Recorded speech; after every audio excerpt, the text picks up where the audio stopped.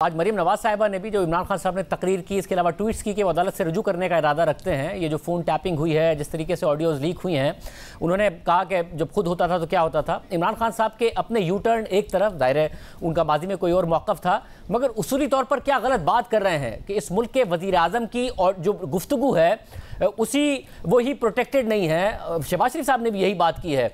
तो इस पर अगर वो अदालत जाते हैं तो हुकूमत का भी यही मौक़िफ़ नहीं होगा कि अदालत भी इसको मंतक़ी अंजाम तक पहुँचाए, क्योंकि आप लोग जो तहकीकात कर रहे हैं लग नहीं रहा है कि आप लोग उस तहकीकात को मंतक़ी अंजाम तक पहुँचा पाएंगे। या तो आपके पड़ जल जाएंगे या आगे कुछ नहीं हो पाएगा। तो बेहतर नहीं है कि जो इमरान खान साहब बात कर रहे हैं वो सूरी तौर पर दुरुस्त कर रहे हैं, उनका अपना यू टर्न एक तरफ। देखें शाहजेब, सियासत में और हर चीज़ जो है उसके दो पहलू होते हैं। एक लीगल पहलू होता है और एक मॉरल पहलू होता है।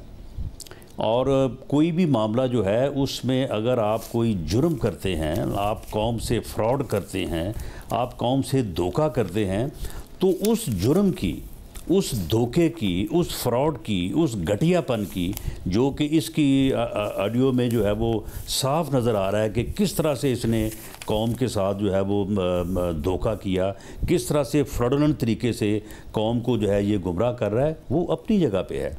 उसकी जो एक अखलाकी वैल्यू है, जो सियासी वैल्यू है, उसको आप माइनस नहीं कर सकते। उसकी आपको जवाबदेही करनी पड़ेगी और उसके कंसिक्वेंसेस होंगे हर कीमत पे।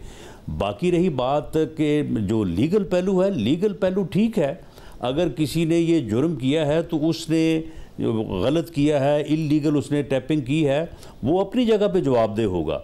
लेकिन कोई मुजरम ये नहीं कह सकता कि जी मैं अपने जुर्म का जवाब इसलिए नहीं दूंगा कि आपने तो मेरे ख़िलाफ़ एविडेंस जो है वो आपने टैप कर ली है, जबकि ये करना आपको नहीं चाहिए था। वो अपनी जगह पे इसका जो जुर्म है, इसका जो मौक़िफ़ भी पहले रहा है, तो वो अपनी जगह पे है। उसके कॉन्सिक्वेंसेस हैं, उसका इसको जवाब देना पड़ेगा। मतलब क्या ये बात दुरुस्त है कि कुछ एक दो गिरफ्तारियां ऑडियो लीक के मामले पर की हैं? देखें, उस बारे में जो इन्वेस्टिगेशन हो रही है वो क्योंकि प्राइम मिनिस्टर के हुक्म से हो रही है, और ख़ास तौर पे ये मामला जो है ये नेशनल सिक्योरिटी काउंसिल जो है उसके फ़ैसले के तहत ये इन्वेस्टिगेशन हो रही है।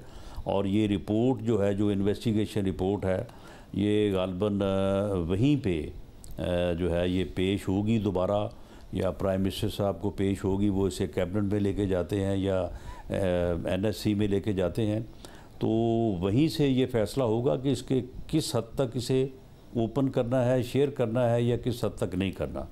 तो इसलिए मैं इस बारे में कोई ज़्यादा जो है वो बात नहीं कर सकता। लेकिन ये मैं पूरे वसूख से कह सकता हूँ कि ये इंडिविजुअल केस है।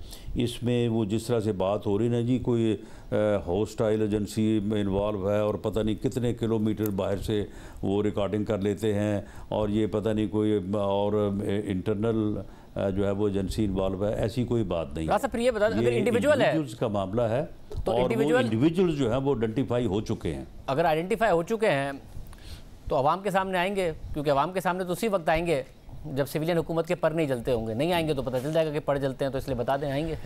नहीं देखें, नहीं इसमें शाहजेब पर जलने की भी बात नहीं है। मामला ये है कि एक तरीक़ाकार इख्तियार किया गया है। उस तरीक़ाकार के मुताबिक जो है वो इंडिविजुअल जो है वो उनको जो है वो वहाँ पे मुतय्यन किया गया, और उसके बाद उन इंडिविजुअल्स में पैसे के लालच में और कई लोग यानी फैशन के तौर पे भी लोग इन कामों में लग जाते हैं। तो ये सारी चीज़ें हुई हैं, टेलीफोन हैकिंग जो है वो हुई है। तो मामला ये है कि उस तरीक़ाकार को अगर आइंदा के लिए जो है वो कोई आइंदा इस किस्म की चीज़ों को कंट्रोल किया जा सके, ओपन करना बाज़ तौर तरीक़ों से या बाज़ दफ़ा स्ट्रेटजिकली जो है वो मुनासिब नहीं होता। मगर क्या ये बात दुरुस्त है कि बाहर के लोग थे और वज़ीर आज़म का जो स्टाफ है उससे कहीं ना कहीं कनेक्टेड थे, इस तरीके से उन्होंने ये चीज़ें हासिल की हैं? ये दुरुस्त है? नहीं, जो वो इंडिविजुअल जो है उनका तल्लक तो आखिर प्राइम मिनिस्टर हाउस में काम करने वाले लोगों से ही है ना। वो कोई ऐसा तो नहीं है कि प्राइम मिनिस्टर हाउस में ये तो नहीं हो सकता कि कोई आदमी अजनबी जो है वो वहाँ पे पहुँच जाए। लोग तो वहीं के होते हैं। और फिर दूसरा ये है कि ये टेलीफोन हैक करना जो है ये कौन सा कमाल है। ये तो इतनी आसानी से, अब जब हम इन चीज़ों में पड़े हैं और मालूम किया है, तो ये तो इतनी आसानी से हो सकता है कि बग़ैर आपके टेलीफोन को टच किए भी जो है वो हैक हो सकता है, और उसके बाद जो आप बात करेंगे जहाँ पे करेंगे वो सुनी जा सकती है। अच्छा, मगर कुछ जो प्राइम मिनिस्टर की सिक्योर्ड लाइन थी जिस पे इमरान खान साहब एतराज़ कर रहे हैं, उनकी अहलिया की भी ऑडियो लीक हुई अरसलान खालिद के साथ, मगर बगिंग तो प्राइम मिनिस्टर ऑफिस की हुई है ना, जहाँ पर आप लोग सारे के सारे बात कर रहे हैं, फिर इमरान खान साहब अपने लोगों से बात कर रहे हैं। नहीं, इसमें मेरा ख्याल है बगिंग का आंसर देखें, क्योंकि अभी प्रेमा फशाई जो है वो इंक्वायरी इनिशियल स्टेज पे है। डिटेल में जब कंक्लूजन जो हैं वो जो ड्रा हुए हैं उनको वेरीफाई एक दफ़ा होंगे, उसके बाद फिर री-वेरीफाई होंगे, तो उसके बाद फिर जो है वो फाइनल होगी। लेकिन इब्तदाई तौर पे जो चीज़ सामने आई है, मेरा ख्याल है इसमें बगिंग जो है ना वो नहीं है इसमें। यानी किसी के फ़ोन से हैक हुआ सारा का सारा मामला, किसी फ़ोन के ज़रिए? चले, ये दोनों चीज़ें मैंने आपको बता दी हैं कि इसमें इंडिविजुअल्स और फ़ोन हैकिंग इसमें इन्वॉल्व है। यानी बाज़ औक़ात कोई चीज़ किसी तरह से कर ली गई, बाज़ जगह किसी तरह से कर ली गई, तो इसमें जो है ये अगर मुनासिब समझा गया स्ट्रेटजिकली, तो ये प्राइम मिनिस्टर या जो नेशनल सिक्योरिटी कमेटी है वो उन हिस्सों को जिस हद तक मुनासिब हुआ उनको जो है वो लोगों से, मीडिया से जो है वो शेयर कर दिया जाएगा। ऐसा, मगर जो दोनों ऑडियो लीक्स हैं उनमें एक चीज़ कॉमन है, लेकिन ये मामला जो है इट स्टैंड्स रिजॉल्व्ड, यानी इट स्टैंड्स रिजॉल्व। इसमें कोई इतना कोई इसमें ऐसी कोई हुए वाली बात कोई जी कोई होस्टाइल एजेंसी थी और पता नहीं वो कितने मील दूर से सारा कुछ कर रही थी, ये कोई ऐसी अगर रिजॉल्व हो गया है, ऐसी कोई अगर रिजॉल्व हो गया तो इमरान खान साहब जब अदालत जाएंगे तो अदालत को भी सेटिस्फाई कर देंगे कि इस तरीके से रिजॉल्व हुआ है, उनके सामने एविडेंस रख देंगे सारी। देखें, अदालत में मेरा ख्याल है कि अदालत का ये इस्तेहकाक या प्रोगेटिव भी है कि अगर वो चाहें तो इन कैमरा जो है उनके साथ जो हमारी इन्वेस्टिगेशन टीम है जो काम कर रही है वो इन कैमरा शेयर कर सकती है, किसी के साथ भी कर सकती है। मामला तो ये है ना कि उसको जो है वो बाद चीज़ों को ओपन शेयर होना चाहिए, बाद को नहीं होना चाहिए।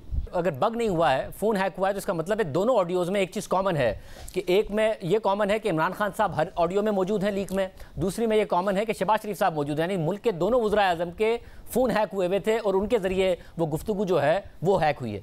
देखें ना, वो जो डिवाइस है वो आप किसी जगह पे रख दें और उस कमरे में होने वाली जो गुफ्तगू है वो आप जो है वो रिकॉर्ड कर लें, उसके बाद उसको उठा लें, उसके बाद दोबारा जब चाहें फिर दोबारा रख दें। तो ये चीज़ें जो है, अब अगर टेलीफोन हैक है तो फिर उससे भी जो है ये चीज़ हो सकती है। वैसे इमरान खान साहब तो खुद करवा रहे थे ना, वो तो कहते थे कि मेरी एजेंसियों से लड़ाई इसलिए नहीं होती क्योंकि मैं तो काम ही सारे बड़े ठीक करता हूँ, मैं तो बातें सारी सही करता हूँ, मैं तो कोई बात गलत करता ही नहीं हूँ, और मियाँ साहबान की लड़ाई इसलिए एजेंसी से होती क्योंकि एजेंसियों को हर चीज़ का पता होता है, तो वो फिर गलत बात करते थे तो इसलिए वो एजेंसी से लड़ाई हो जाती थी। अब बंदा इससे पूछे बेशर्म आदमी से कि अब तुम बताओ कि तुम्हारा ये क्या कुछ सामने आ रहा है, मगर तुम पूरी कौम के साथ धोखा कर रहे हो, पूरी कौम को कह रहे हो कि जी घोल के पिला दो, इनको घोल के पिला दो ये बयानियाँ। राज साहब, जाहिर है जो इमरान खान साहब के ऑडियो लीक से उन पर उनके किरदार पर जरूर सवाल उठाती हैं, मगर आप ऐसा लग रहा है दोनों की बात कर रहे हैं या फिर आप घुमा रहे हैं कि आप ये भी कह रहे हैं कोई डिवाइस रखा हो तो फिर बगिंग हो गई, फ़ोन हैक हुआ है तो अलग काम, ऐसा लग रहा है दोनों ही काम हुए हैं, आप दोनों कामों को बस मट्टी डालना चाह रहे हैं कि बस आगे बढ़े छोड़ें। बगिंग और चीज़ है। ये डिवाइस जो है वो कोई छोटा सा जो पुर्जा है वो रख दें किसी कमरे में या किसी टेबल में, उसकी वजह ये है कि prime minister house, prime minister office और बाकी भी जो ऑफिस है उनकी रोज़ाना जो है वो होती है, उनकी स्वीपिंग होती है, उनको यानी क्लियरेंस होती है उनकी। तो ये तो फिर कोई ऐसा बंदा ही होता है ना कि जो वक्त पे रख दे, वक्त पे उठा ले। यानी कि फिक्स नहीं थे, मगर कोई बंदा था जो हाँ, कोई बंदा था जो वज़ीर आज़म के स्टाफ में था और जो रखता था और फिर उठा लेता था और फिर वो लोगों तक पहुंचा देता था, और ये सब पूरा नेटवर्क आइडेंटिफाई कर लिया आपने। ये इंडिविजुअल केस है, ये इंडिविजुअल केस है, और इसमें कोई पीछे कोई एजेंसी या कोई ऐसा मामला जो है वो इन्वॉल्व नहीं है। लोग पैसे की खातर भी और दूसरी चीज़ों की खातर भी जो है वो इस किस्म का जो है वो गुमराह हो जाते हैं और गलत काम जो है वो करने पे शुरू हो जाते हैं। मुझे क्यों लग रहा है कि इस इंडिविजुअल का और इस इंडिविजुअल केस का आवाम को कभी सच पता चलेगा नहीं, जैसे बहुत सारी चीज़ों का आज तक नहीं पता चला, चलेगा नहीं पता। चले, बहरहाल इसमें ये फ़ैसला तो खैर वज़ीर आज़म का प्रोगेटिव है, अगर वो उन्होंने चाहा तो बिल्कुल हो जाएगा, या कैबिनेट ने चाहा, नेशनल सिक्योरिटी काउंसिल ने चाहा तो ज़रूर होगा।